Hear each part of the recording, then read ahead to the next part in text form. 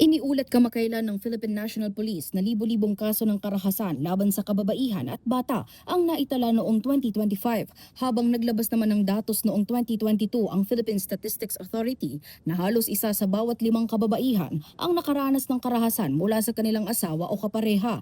Dahil dito, iginiit ni House Deputy Minority Leader at mamamayang Liberal Party List Representative Laila De Lima ang pangangailangang palakasin ang koordinasyon ng mga ahensya ng pamahalaan at gawing mas makatao at maagap ang pagtugon sa mga biktima. Kaya't isinusulong ng mambabatas ang isang investigasyon sa pagpapatupad ng Anti-Violence Against Women and Their Children Law o Republic Act No. 9262. Sa pamamagitan ng House Resolution No. 641, layo ni De Lima na suriin kung maayos na naipatutupad ang batas at kung may mga kakulangan na kailangan tugunan para mas maprotektahan ang mga kababaihan at mga bata.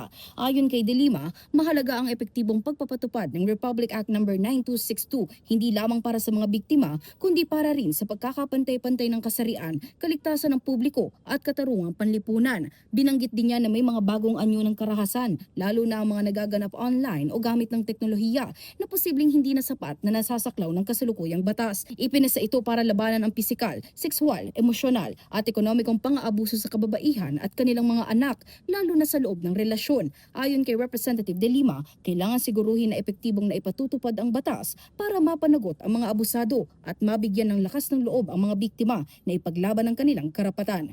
Nauuna sa balitang totoo at laging bago, Kate Rania, Alauna sa Balita, Congress TV.